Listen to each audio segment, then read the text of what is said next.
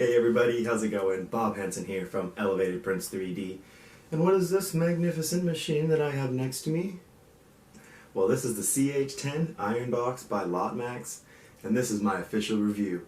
So if you want to see if this is a print that's going to help elevate your life and your prints, then stay tuned. Okay, first off, I just want to say a quick little disclaimer that Lotmaxx did send me this printer free of charge for the purpose of reviewing it for my Instagram and for my YouTube. So, thank you to Lotmaxx for sending this to me, really appreciate it, and I'm excited to do this review for you. So, with that, let's dive right in. So, first off, I just want to talk about the appearance of this machine. I just really think that it is such a nice looking machine. With this, if you have this in your office and it's just kind of hanging out in the back over there, and you're working with a client and you show them your machine that is going to be used to print their objects, they're going to be super ecstatic to see that this is a machine that looks professional and ready to go into the work field and just ready to go to work. I mean, this thing is just so awesome looking.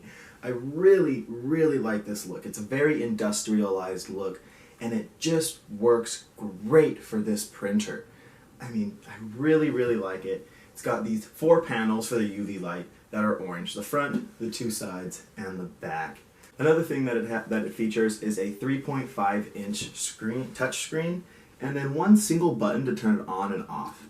And the button is a really nice solid button. To turn it on, you give it the 1 click, and then it'll flash the Lotmaxx, and then it will beep. After it turns on, you're going to notice that the fan is going to be turning on. You've got 3 fan ports on this printer, 2 on the side and then 1 on the back. And then you also have your USB port, your Ethernet port for wireless connectivity, and then your power supply. Of course, you got to have the machine be able to turn on somehow. So, with this printer, first off, I just have to say, I love this freaking lid on this machine. I think that this is one of the best parts of the design because it just makes it a lot more functional having an actual lid that stays on there and pivots. The hinges that hold this lid on here are super thick and nice and bulky, and I really appreciate that. And they also made sure to leave a small gap so that way when you closed it, this wasn't going to be resting on your printer. It's going to actually take the full force to the hinges. And that's why they're so beefy, because they knew that that's how it had to be. Another thing with this is it's got this little rubber gasket right here, which is really nice. It makes it so when you're closing it, you get a nice seal, so that way it can keep all of the resin fumes on the inside of it. And then it also makes it so in case you accidentally drop it, it doesn't just hurt the machine when you drop it. It's got a nice loud thud. Definitely really nice. It does have that 2K resolution UV screen for resin printing, which prints in some fine, fine detail. The build volume for this is going to be 120 by 68 by 155 millimeters on the Z-axis. Now that's plenty of build volume to do whatever you want to do with resin printing in my mind. And if you want it to be, if you need any bigger prints, you're always more than welcome to slice it down and cut it up into different pieces and print it that way.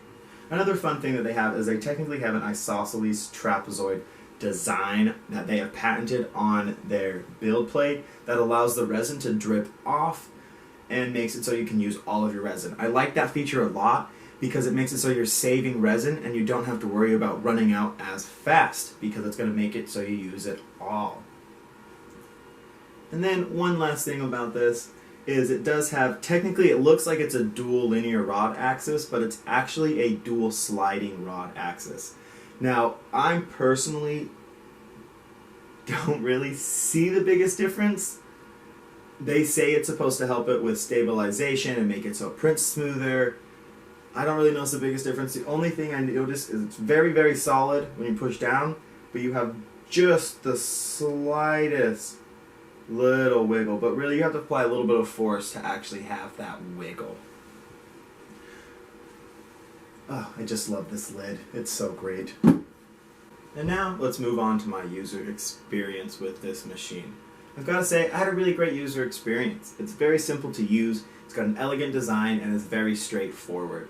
The machine comes with its settings to set it up in Chai2Box. Yes, Chai2Box is the slicer of choice, and I'm very happy about that. Chai2Box is a great slicer for resin printing, and it hasn't let me down yet. And in order to get the file all set up, it's very simple and fast. Unfortunately, they don't have a section in Chai2Box where you can choose Lotmaxx and then choose this iron box printer. You have to set it up all on your own, but it's very simple and straightforward. They have all the instructions in the pamphlet that is included in the printer, so definitely check that out. It's really simple and very easy to use. Another thing that I'd like to say is the bed, once you level it, it really stays level.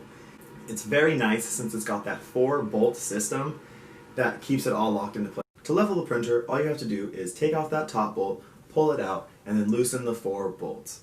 After you loosen the 4 bolts, you'll put the blue plate back on, push it against it, and screw it nice and tight. You will then want to remove your resin tank and hone the axis. After you hone the axis, you will want to lower it by 0.1 or 0.01 millimeters down to the actual UV screen itself. Once it's there all the way, nice and flat, you'll place your hand on it and tighten those 4 bolts. And once you tighten it, you'll go back and set Z as 0, and then you'll click confirm and save it. It's really that simple and easy to use. Now once you finally get it all perfectly leveled and it's ready to go, then you're ready to go as well. You're just going to slice your model in Chai2Box and hit send, and if you've got it connected to your Ethernet cable, it's just going to start printing just like that. So a printer can look great and it can have really nice settings and everything, but it has to print great to really meet all of my needs. So let's talk about the print quality of this machine. So first off, I printed these Pikachus right here. Now these Pikachus are really nice. They turned out really good for the one that did turn out great. This was my first print. You're going to notice that this print failed. You're going to say, bah, that's a failed print. That's not a complete print. What are you talking about? Yes, it did fail, but it didn't fail because of the printer. It failed because of myself. Now, it did fail because it was too cold in the room. So what I did to fix that is I put a heater in my room, and as soon as I put the heater in my room, I got this result right here. This fantastic Pikachu. I'm super, super stoked at how this turned out. He's just like, yeah, Pika, Pika, all swole and doing his little buff stuff. He is missing his tail. I accidentally broke that off. Not a fault of the printer at all. That's all my fault. The next ones that I went ahead and did were this cat and this T-Rex. This T-Rex is actually 2 separate pieces that you super glue together, and the detail is great, but we'll get more on that print in just a second. But then we've got this Venero cat. Now this turned out freaking awesome, and I printed its friend. And I printed its friend right here, the Venero dog. The reason I wanted to do these prints was, for one, this is a super hard model to print. Since it's got all of those overhangs, those small little pieces that have to go up and down and hit the FEP and come back up and go down and come back up and go down. This is a really complicated print to do, and it handled it so great. I did switch it to the Elegoo Mars resin just because I wanted to test out how it would do compared to other ones. The next print I did was this Deadpool, and he turned out freaking cool. I've never really done a bust before, and this was my first one, and I am super, super stoked with it. It turned out so good. All of the details super great. I hollowed out the model and printed it with 2 holes in the bottom so that I could clean out the inside, and it really did great. This printed with no supports, no problem. It just turned out so good. And then I printed these fun little ghosts right here. So when I printed this, if you were following my Instagram, you would already know how I printed it. But I printed it with the little guy, the big guy, and then the bigger guy over top of all of them. And I wanted to do that just to see how it would print, if it would change the print quality at all. And it didn't at all. It's so freaking good. It did such a great job. There's really no difference between the big guy and the little one, just besides the size. But look at how smooth it is able to print these. I will say I did turn my anti-aliasing on, and wow. Wow. This thing freaking turned out so good. I'm super, super stoked with how this turned out. I really like this model a lot. It's great to see if your printer is able to do a very good smooth print, and also to test your Z to see if there's any movement, because I was a little worried, since you guys know I mentioned before that there is that little wobble there, but really you have to kind of try to wobble it in order for it to wobble. And then next we got right here is this Eiffel Tower. Now this is a very complex print to do.